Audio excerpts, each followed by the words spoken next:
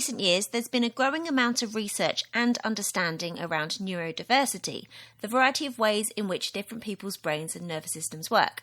With more and more people getting formally diagnosed, or at least identifying as being neurospicy to some degree, regular guest Kim Witten, who is a coach, writer, and one of my cleverest friends, is back on the podcast to explore what it means to be neurodivergent and how neurodivergence intersects with craft. We consider if and how neurodiversity might affect someone's engagement with craft, and also the role that craft might have in functioning well as a neurodivergent person. But ultimately, this whole episode is mainly to open the floor to you. We want to push the conversation around neurodiversity and craft forward, and would love to receive your contributions for all of us to explore these topics and gain greater understanding. So stick around to hear how you can contribute. Welcome to Check Your Thread, the podcast that will help you sew more sustainably. My name's Zoe and I'm obsessed with sewing. I've been blogging about it for over 18 years and I'm the creator and host of the popular handmade wardrobe challenge, Me Made May, which is just around the corner. But, like many people, I've become increasingly concerned about the climate and ecological crises, and I'm looking at the way that my lifestyle contributes to them. So in this podcast, I'll be nerding out about making clothes whilst exploring how to minimise the negative impacts that it may have. I really hope you'll join me in this journey. How are you doing, lovely listener? I really hope you're doing well. Have you had any sustainability wins lately? So here is one from lovely Check Your Thread patron Andrea. Andrea writes, what to do with cheap polyester-filled pillows that have become stained and completely undesirable? No point in taking them to a charity shop. I doubt any customers would want them. However, cats always appreciate a soft, cosy spot, so I made pillow covers using fabric we removed from an old sofa that we reupholstered in January. I took the new pillows round to the guy in our village who looks after various stray cats. He feeds them every day and they hang out in the safety of his garden, but they are not allowed in his house. He was really pleased to receive the pillows and put them straight away in his shed where the cats sleep at night. I'm pleased I thought of this, as I had planned to just take both the old fabric and pillows straight to the textile recycling bin. And another lovely Check Your Thread patron, Katie, then added that Andrea is also building community through this action too. Therefore, this is a win on so many levels. So well done, Andrea, for finding the time and motivation to make those cushions. I'm sure those are very happy kitties in your village. Pet beds are also a great potential option for storing fabric scraps too, although you might want to make sure that the cover is removable so you can make washing it easier. My own recent sustainability wins probably mainly come in the form of prepping my garden and allotment to be ready to receive the baby plants that I'm growing. So it's officially pots of soil on every windowsill in our house season, much to my cat Dave's annoyance because he can't sit in the front room window currently. I'm growing several varieties of kale, several varieties of tomato, colourful Swiss chard and yellow courgettes, all to hopefully be planted out in the coming months. And I hope to be self-sufficient in those items at some point during this growing season. If you want to hear more of my food growing wins and fails, and there are a lot of fails, may I remind you that I have another podcast called Can I Dig It? Food Growing for Busy People, and you can find that wherever you access Check Your Thread. But back to Check Your Thread. This week I want to say a huge thank you to Karen for signing up to support my work via Patreon. I'm deeply grateful to you and all the other lovely people who make it possible for me to put the time into making Check Your Thread. If you like the work that I'm producing here and you'd like to support me in continuing to do it, please head over to patreon.com/checkyourthread, where you can join the Check Your Thread Patreon community for any amount that makes sense to you. Right, so let's get into this week's episode. I'm so happy that Kim and I finally put this together after having the initial idea yonks ago. As you'll hear, I'd really like to hear what you have to say on the topic of neurodivergence and craft. So please send me your submissions, preferably recorded voice notes, but written submissions are also very welcome too. And email those to me at zoe@checkyourthread.com. The easiest way is probably to record a voice note on a smartphone and just email me over the file. But please submit your contributions by the end of May 2026 so we can make another episode or two on this topic. So until next week, when you'll be getting another instalment of the Stitch It Don't Ditch It book tour that I went on with Gina and Mary back in February, take care of yourself, take care of your loved ones and those who need our help. Check out my other podcast, Can I Dig It? If food growing on any scale is of interest to you at all, and enjoy. Hi Kim, thank you so much for coming back. I don't know what number this episode is that you've been on, but I think you're officially the one that's been on the most, so welcome again. It's nice to be back. But for those who maybe haven't heard you before on the podcast, can you let us know who you are, where you are, and what fills your days? Amazing. It's great to be back. So my name is Kim Witten. I'm originally from California. I now live in Liverpool in the northwest of England. And I am a coach, a consultant, and now a writer as well, about to be a published writer. So I spend my days working with all kinds of different kinds of thinkers, founders, creatives, people who are moving and shaking and using their brains to do that. And I help them solve problems. I help them get unstuck. I help them make decisions, pick directions, find their motivation, their purpose, all of that good stuff. Wow. So this is quite a mix, which I enjoy. Right, so we have been, spoiler alert, you and I have been talking about this topic for ages, the topic of neurodiversity and craft. Truth be told, we've been kind of hashing out how to even approach it, haven't we, for ages. And the time has come. The time has come. Like, we just got to seize the moment. We just got to do it. Exactly. So we're going to open up the topic, but the goal is that we want to open up the topic, obviously, to the listener and creative community more broadly and have some conversations that I think kind of need to be happening. I agree. Yeah, because I think they have lots to say. Exactly. And everybody's experience and thoughts and everything is going to be different. And we really want to invite people to share. So what do we mean when we use the terms neurodiversity and neurodivergent? Right. I think with any new terms, new pronouns, new concepts, any new thing, there's always going to be a lot of confusion. And these terms sound heavy. They're big words. Yeah, neuro sounds pretty intense. Yeah. And very fundamental as well. Yeah, and oftentimes people think of neuro, especially in neurodiversity, as the brain. And it's not just the brain, it's the whole nervous system. So that includes the body as well. And, we in Western thought have this kind of mental separation of mind and body, but we're discovering more and more that these are so part of it. I mean, they're in the same skin suit, so it's all the same bag. But yes, so going back to the question, neurodiversity, neurodivergence. So neurodiversity refers to the variance of humans, like their brains and their nervous system, just the difference, the variety in the ways that people think, act, and behave in the world. Within neurodiversity, there are different categories or labels for types of people. So people can be neurodivergent or neurotypical.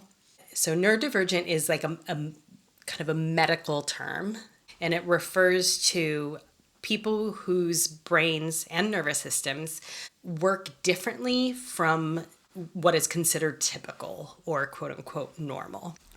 Now compare this to a term like neurotypical. Neurotypical is not a biological term, which blows people's minds when you think about it. It's a social term. Yeah, so there are societal standards for how we should, behave, act, think. And people who can't fit into that standard because it's either difficult for them or, it's just more challenging to a certain degree for all sorts of reasons, they're the ones that are considered neurodivergent. But neurotypical isn't a medical term. It's just a way to describe what the kind of societal standard is, what the privileged position is. So when people are talking about neurodivergent, often other words that are used include autism, ADHD, I don't know, maybe dyslexia. Yep. So those often get categorized within neurodivergence, don't they? Yes. And there's emerging and changing, like anything, definitions of what falls under the neurodivergent umbrella. So there's all of the genetic ones that are kind of in the DSM-4, which is the Diagnostic Standards Manual, that are considered like actual medical diagnoses. Right. So that's where you've got your autism, you've got ADHD, dyspraxia, dyslexia, Tourette's, OCD, obsessive compulsive disorder. But then there's also other things that fall under neurodivergence. So things like highly sensitive person, which is not a medical diagnosis. I realize we're getting into the weeds here. No. This is good. This is okay. Great. And I should also say I'm not an expert in this, so I'm bound to get things wrong here, and all of this is going to change. So, yeah. But just basically I'm just sharing kind of what I've found and what I've learned so far, and a lot of this is new to me too. But then there's like a lot of controversy, debate, exploration, research around things like acquired neurodivergence. So this is things like traumatic brain injury, maybe mental illnesses. This is where it starts to get really challenging. Yeah, I heard somebody referring to somebody, they had a fetal alcohol syndrome, and they were including themselves within the neurodivergence through that. Yes, yeah. And so it's really anything that, depending on your model of diversity, where your brain varies and your body, works differently in ways that's considered normal or typical, or neuronormative is probably the more exact word. Amazing. That was like an amazing definition. Thank you. It's really complicated. It's really complicated. And as you say, like, it's changing and it will change. So don't quote us on anything. Yeah. But it's also simple. It comes down to, does the way you think, act, and behave in the world fit into what's considered, typical, know, and how hard is that for you? Some people can really work hard and blend in, and they don't have that kind of energy impact or cost. So you hear this argument a lot of like, well, aren't we all neurodivergent, or don't we all have this? And it's, we're all on the spectrum. Yeah. And it's also not a straight line. It's not like you have a lot of this or, little of that, but it's like we all have some of these traits, but to what degree? And how does that impact you as you go through life or craft? We'll get to that bit. That's the real question, and that's the difference. It feels like people weren't really talking about this maybe even 5 years ago. It feels like it's one of those things that suddenly, I mean, I don't know, maybe I'm on a certain algorithm, but it seems like people are talking about it a lot right now. Do you agree? And if so, why do you think that is? Yeah, I definitely agree. And what's interesting about it, when you look at the research, the number of people who are neurodivergent isn't increasing. Right. It's not. And that's shocking to people. But the awareness, the diagnosis, the research, all of the accommodations, the policies, all of that is surfacing. Also later diagnosed, adult diagnosed people. So again, the amount of people who are neurodivergent isn't increasing. It's just you've now got adults that are realizing it, and they're looking back and they're reanalyzing their lives, they're looking at their families, and now whole clusters of people are becoming aware. And then with social media, there's all this information. It's like people have a curiosity about something, and then they go find out and they raise their awareness. So in that way, it's a real positive thing that the information is out there, the awareness is increasing, the research is out there, the models are getting better. Our understanding of how we think about this is not just this, medical deficit that, something's wrong with a person and they need to be fixed. We're really getting away from that because that's harmful and damaging and just not helpful, and also not how society works in many key ways. So that's I think contributed to it. What do you think? What's your hunch from your experiences and such? Yeah, agree. And it's interesting that you say then that there are not more neurodivergent people like now than there were, say, 30 years ago or something, because it almost feels like that's not true. Right, yeah. It's just they know it and they have a name for it. Yeah. Yeah. So I think that it would be useful for us to talk about what our own personal relationship and interest in this topic is. And for me, it's a case of having a neurodivergent child and that being flagged up in their school, and then us choosing to go down the road of a formal diagnosis for them, which is a long road. And then, as is, I think, very typical for lots of families, looking into neurodivergence, in an attempt to understand and support our child. My child's dad then kind of twigged that, this is very familiar, and a lot of the traits and and things that our child or is and does display really triggered memories of his own experience growing up. So has then since also sought out formal diagnosis for both autism and ADHD. So it is very much in my kind of familial environment, and it's discussions that we have regularly. So what about you, Kim? Like, you know a lot about this. Why? Yeah, well, I think similar. It's like you look around and then you realize that, like, within your own family, like, oh, where did this come from? You know? And so for me, I don't think anybody who knows me would say that my brain's typical or the way that I think is typical, but I didn't have the words or a name for it. And this probably nobody in my family has labels or diagnoses, but I think that would be true for everybody in my family as well. I can't speak for them. So there's always been this wondering, but at the same time, and similar in your case too, with your kid's dad, is the path to diagnosis is like, I knew that I had traits of autism and I knew that I have traits of ADHD, but there is no medical diagnosis or label yet. There's a label, AUDHD. Yeah, there's not a formal diagnosis. So the path for that thing, you have to get diagnosed. You get one and then the other. Yeah. So that is just like arduous process and expensive, time consuming, especially here in the UK. It's like, do I bother? What does that buy me? You know, I don't have kids. Exactly. So yeah, and you work for yourself, so it's not like you're necessarily looking for reasonable adjustments at work or something like that. Right, yeah, I give them to myself. And I'm giving myself a bit of time here. Yeah, exactly. Awesome. And also, you've been researching for a book, have you not? I have. So for the past couple of years, me and two lovely co-authors, Claire Pedrick and Nathan Whitbread, and myself have been working on this book called Lens Not Label. And it's all about how to have more effective conversations in the workplace with neurodivergent people. And so that comes out, we're finishing the final draft right now this week. And that comes out in November. Amazing. So yeah, that's very exciting. And we're also doing a companion book for a more specialist book for neurodivergent coaches as well. Amazing. So you've been in the weeds with it. You've been learning a lot.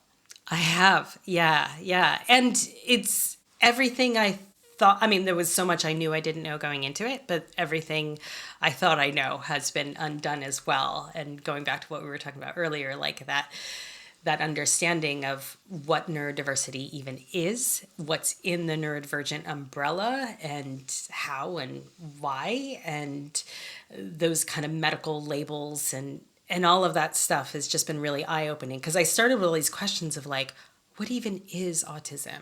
Is it a disability? Is it a disease? Is it a personality? Is it a fad? Is it all of these things? Because you look on social media and it's all of those It's presented things. in all these ways, yeah. Yeah. Is it an identity? Is it, yeah. And then I've have to understand, like, well, what does it mean to me? And kind of coming to grips with my own labels and noticing how that shows up in things like, well, everything I do in craft, but craft specifically, I think there's something there. Let's talk about craft, because obviously this is a podcast in which we tend to look at things through the label of sewing and sustainability. So this is something that I'm so interested in, and something that's been coming up just in general conversations, like conversations with members of the Check Your Vote community, between yourselves and myself, and all over, the internet and stuff. So I really wanted to just open the discussion really on neurodiversity and craft, and I'd really like to explore with the listeners and find out, how do those things overlap? How do they, what's the word I'm looking for? What's the relationship there? What's the connection between, the crafts that you do, how you approach them, how you think about them, what you get frustrated with, how it helps, what you're good at, what is your ability that I'm just fascinated by the way that all these different brains approach all these different aspects of sewing and craft. Absolutely. Sorry, I totally took over. No. You said what somebody had to say. It needed to be said. Yeah. So if I was to say neurodiversity and craft, what comes to mind for you? It's like how we approach art, but not just art. When I think about different brains, when I think about different ways of thinking and being in the world, and I think about making, creating, arting. That's a new word. I love arting. I'm keeping that in. Yeah, art and making, just building whatever your craft, whatever your creation is, whatever that output is of your brain and how it's thinking in the world. That's what comes to mind for me. So I just went galaxy brain, basically. No, I loved it. We've gone very broad here. What does it mean for you? For me, yeah, I think that largely what I think about is in terms of conversations that you and I have had, and thinking about from the two angles. One, how does the way different brains work, how does that relate to the way that craft is approached and engaged with? Mm-hmm. And then also kind of almost from the flip side, how does craft, or can craft, making, using your hands, using your mind in a certain way, getting into a certain state, how can that benefit or even the opposite, like interfere or be a negative thing for people with neurodivergent brains? I'm really interested in people's experience, because again, there is no, there's so many different aspects to this, there's so many different ways that people's brains work. But very specifically, I think of things like, for example, you sent me an article ages ago about, I think it was somebody that had ADHD, and for them to really concentrate on, I think it was even like an audio book or something, they had to be doing something with their hands. So knitting or weaving or some kind of repetitive action was really helpful for them to, in some way, I don't understand it, but actually then kind of absorb information. Mm-hmm. And then I think that there's also, from what I understand, there is some more progressive workplaces that will be happy for people to come into meetings, but with a project, So I'm interested in that. And then I'm also interested in how different brains maybe choose the project that they want to do, or which parts of the project they enjoy more or engage with more easily, and where are there difficulties, It's a big topic. Yeah. So two things that came to mind to me while you were talking that are related to this, to build on what you said. One was sensitivities, I think, is a huge part of neurodivergence. And we're talking about the 5 basic senses of the body, but also the 3 extra ones. Because there's actually 8 senses of the body. We know now. We were taught in school 5. And What are the other 3? Interoception. So that's your internal states. So whether, how you feel pain, temperature, hunger, thirst, all of those things, kind of knowing what's going on, your feelings. A lot of times for neurodivergent people, they struggle to identify their feelings. Or it's delayed. That's called alexithymia, I think, isn't it? Yes, yeah, exactly. So that can play part of it too.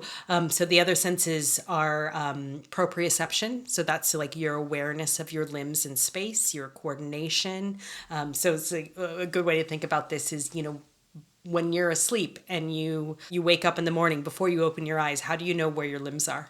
Oh. How do you know where your body's positioned? It's the first thing to go when you start drinking as well. So that's why they do those close your eyes. Touch your nose. And touch your nose. But it's also why we get loud when we drink. It's because we lose that proprioceptive sense. It gets dulled by the alcohol, and so we just can't hear or regulate our volume as well. It's very funny. And then the last one is your vestibular sense. So that's your sense of balance, and that's also tied to coordination and kind of whether you're upright, moving well, and all of that.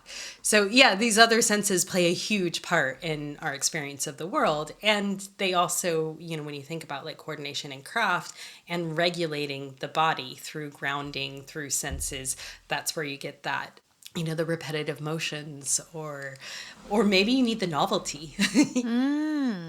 And you don't want the repetitive motions, maybe that helps keep you engaged or makes it exciting for you or helps regulate your nervous system. All of that. All of those senses are tied to nervous systems. So that's the other huge part of it. Oh, so interesting. Okay, well, then let's, at this point, throw it out to listeners, because we would love to hear whether or not you're officially diagnosed or you have a sense of being a bit neurospicy, either yourself or relating to people that you know or, you interact with. We would love to hear your thoughts and experiences of neurodiversity and craft from any angle.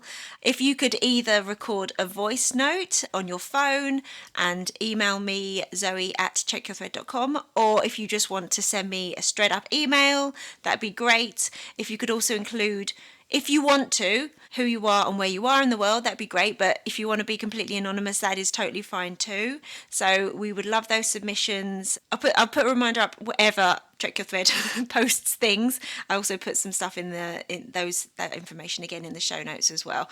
But yeah, I would love to collect submissions. Is there anything that you'd particularly like to hear about, Kim? I would love to know, I guess two things is kind of like, what do they make of all this? Maybe where are they at in this whole kind of process of learning about all of this, how to use these terms, whatever aspect they want to share. But also, like, what do you notice in your crafting journey? Like the smallest little detail is just as great as any story. I mean, I'm just thinking about like the parts of sewing that I love versus what I don't love, or where I get frustrated, or, maybe where a sensitivity shows up, or even a small story, just something. The smaller, the better, I think, is often quite good. Yeah. And I would just like to say that I think our overall goal is to open these topics so that people don't feel alone, basically. Because all of this is normal. This is just being. So that people don't feel alone. They don't feel, maybe might lessen their frustration, that they can feel connected to the sewing community or the creating community in a broader and different way. And just let's learn about each other. Yeah, that sounds great. I love Amazing. So hopefully we'll get loads of great submissions and we can create 1 or 2 episodes about this, and then maybe it'd be nice, Kim, if you could come back and we can discuss what we've heard. What do you think? Yeah. Let's see what sense we make of it all and what people have said. Can't wait. Yeah, can't wait. Thank you so much, Kim. Talk to you soon. Bye. Bye. Thanks so much for listening. I really hope you enjoyed this episode and are left feeling inspired. For more info about the podcast, including show notes for this and every episode, head to checkyourthread.com. I'd love to hear from you, so if you have any comments, questions or ideas for future episodes, please get in touch by emailing zoe@checkyourthread.com or find me on Instagram @checkyourthread. Massive thanks to Patrick Potter for production support, to Sylvia Seller for the awesome logo design, and to Simon at Palm Skin Productions for the music.